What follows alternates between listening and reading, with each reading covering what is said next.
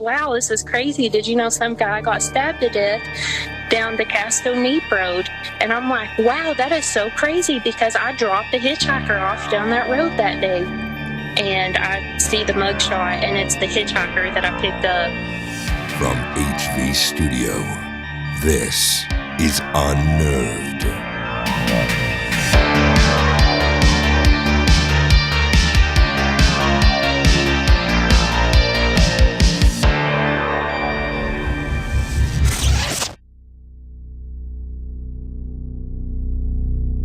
Welcome back to the Unnerved Podcast, where normal people share their abnormal stories, and if you enjoy true stories of the strange and terrifying, then you're in the right place. I'm your host, Chris Fricke. We've all seen these people at some point in our lives. Maybe you've even been one of them. Alone on the side of the highway, thumb out, and desperate for a ride. Hitchhikers are usually kind and adventurous people that are just trying to get closer to their destination. If you have an extra seat available in your car and you don't mind meeting new people, then why not? It seems like a great way to help a less fortunate person that can't afford a vehicle, right? In today's story, Rachael saw an opportunity to help someone in need. Little did she know, the hitchhiker she picked up that day would soon be wanted for murder. This is her story. This happened a few years ago, and I live in a really small town, like leave your car unlocked, kind of safe, small town. And I had a little bit of time to blow before I went to go pick my kids up from school. I was driving around listening to music, and I passed a hitchhiker. We don't often see hitchhikers in my town. He stuck his thumb out and he signaled that he wanted a ride, and I passed by him, and this little voice in the back of my head was like, man, the golden rule. If I had to hitchhike, I would hope that somebody would pick me up if I was walking on the side of the road. I continue to drive, and I've got this internal monologue of guilt going on that I should go back and pick that guy up. I end up kind of making a deal with myself that whenever I made the loop that I was traveling, if he was still walking, I'd stop by and I'd pick him up. As I approach him, he is still walking, and I pull over to the side of the road. I immediately feel very, very nervous. Like, I regret my decision to do this, but I didn't want to peel out while the poor guy was trying to get in the vehicle.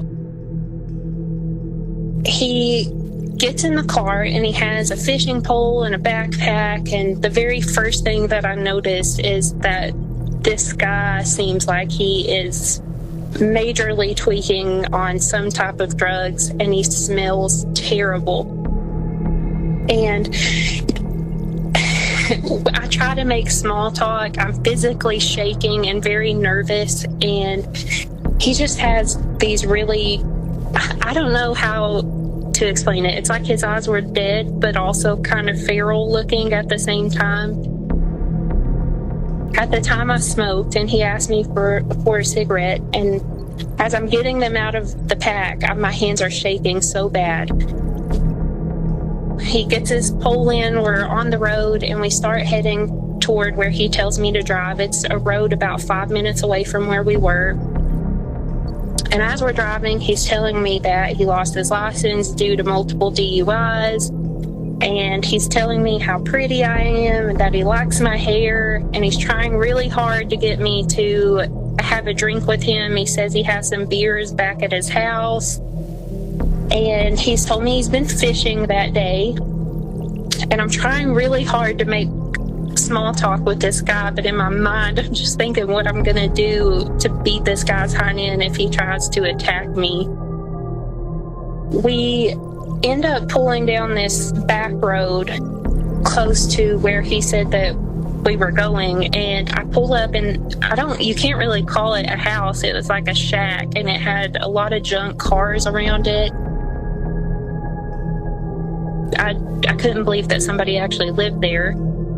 But I pull up, and as I'm sitting there waiting for him to get out of the car, he's continuously asking me to go ahead and come on inside. And he was really pressuring me. And eventually I said, my kids are expecting me at school. My husband will be wondering where I'm going, like trying to create a trail in case, he thinks that I'm just going to go missing at his house. I finally get him out of the vehicle.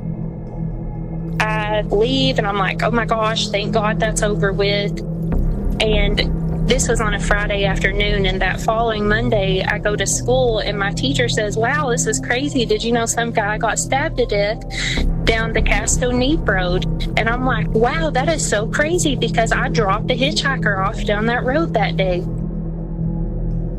It wasn't long after that, and I'm scrolling on Facebook, and I see an article from TBI that says that they've picked up this guy for stabbing a man to death down that road. And I see the mugshot, and it's the hitchhiker that I picked up.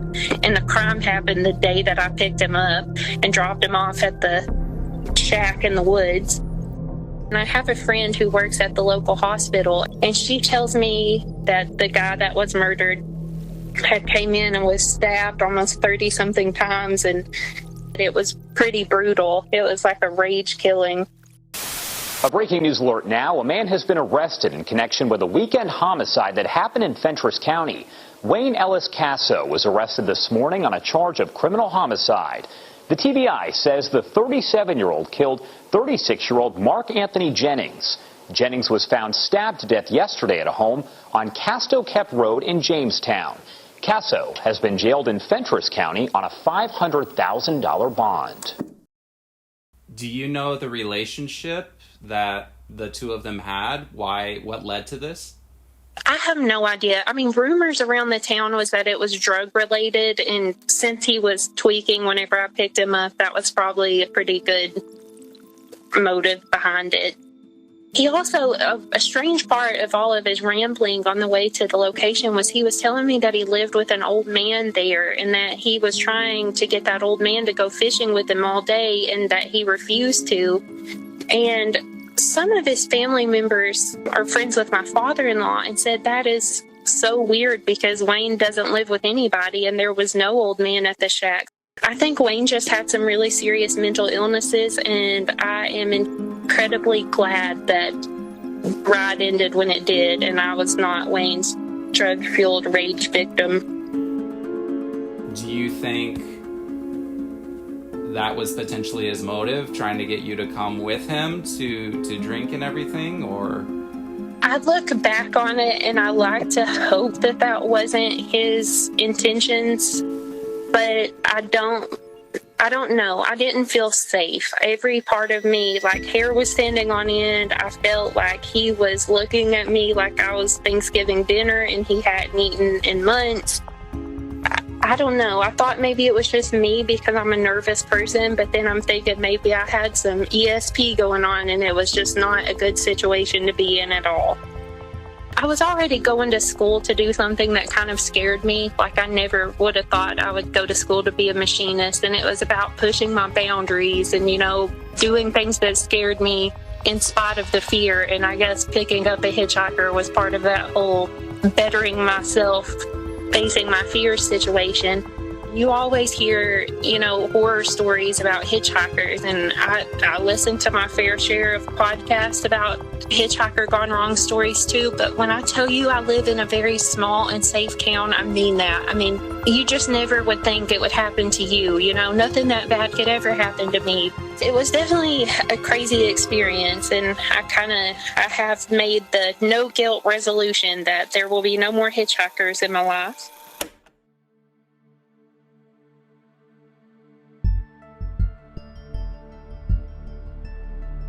Throughout history, catching a ride with a stranger has always been a form of transportation. In the 1930s and 40s, hitchhiking was especially common. During the Depression, there were people out of work and looking to find job opportunities wherever they could.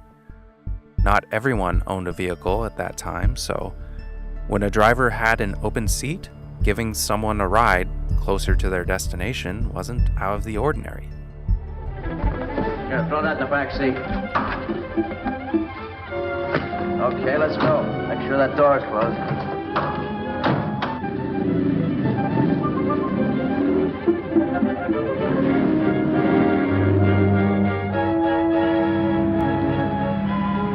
How far are you going? L.A. Wow, you're really traveling, aren't you? Yeah, but I don't expect to make it for a couple of years at the rate I've been promoting rides. Not much luck, huh? Sure, all bad.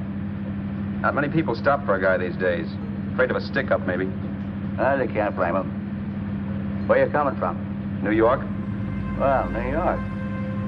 You're in luck this time. I'm going all the way. Right through to Los Angeles. In the 1960s and 70s, crimes involving hitchhikers became more of an issue. In Rachael's story, the passenger was the murderer, but that's not always the case. The driver is just as capable of committing a crime against an unsuspecting passenger. Serial killers such as Edmund Kemper took advantage of hitchhikers by picking up their next victims. In 1972 and 1973, a series of murders shocked Northern California. College girls began to disappear while hitchhiking. 2 of the victims were picked up from the campus of the University of California at Santa Cruz. I was scared to death of failing in male-female relationships. I knew absolutely nothing about that whole area. Even if just sitting down and talking with a young lady. I need to be able to really communicate, and ironically enough, that's why I began picking people up. And I'm picking up young women, and I'm going a little bit farther each time. It's a daring kind of a thing. At first there wasn't a gun. I'm driving along. We go to a vulnerable place where there aren't people watching, where I could act out, and I say, no, I can't. And then a gun is in the car, hidden. And this craving, this awful, raging, eating feeling inside. I could feel it consuming my insides. This fantastic passion. It was overwhelming me. It was like drugs. It was like alcohol. A little isn't enough. At first it is. And as you adjust to that psychologically and physically, you take more and more and more. It's the same process. So it finally came down to the thing of, do I dare bring this gun out? Already realizing if that gun comes out, something has to happen. It was going to happen. I didn't see it then, but it was going to happen. I was playing a dangerous game with a loaded gun. It got us all.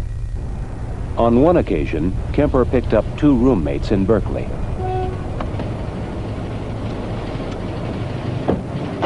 And that first killing in May of '72, when that gun was pulled out, I launched it out. I had it under my leg, out of sight, parallel to my leg in the seat. It was something that had been thought out in fantasy, acted out, felt out hundreds of times before it ever happened. Even after police warnings against hitchhiking and an increased bus schedule on the campus, Kemper had no trouble picking up hitchhikers. Even though the percentage of hitchhikers being murdered was extremely low, the mainstream media created a narrative that spread fear throughout America. During this time, some of the first laws against hitchhiking were passed, and law enforcement began using scare tactics to get both drivers and hitchhikers to think twice. For the driver or the hitchhiker, a lift can be the beginning of a nightmare. Let's go. Hi. Come on in. How far are you going? All the way to the city. Oh, that's great. Remember, appearances can be deceiving. Criminals don't always look like criminals.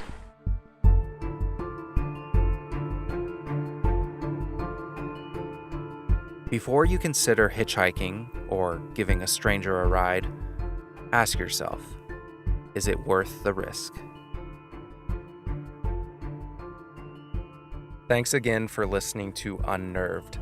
If you enjoyed this episode, please share it with your friends and family, and be sure to subscribe wherever you get your podcast. We'll see you next time. Next on Unnerved. And he reaches in his bag and he just slowly pulls out a gun. So I find out that there's a gun on campus here at my school, and then there's a gun on campus at a second school, and I don't know what they're doing. The last thing I remember seeing was his face smiling at me and then holding the gun in his hand. Share your story by writing the Unnerved Podcast at gmail.com. Follow us on social media at Unnerved Podcast.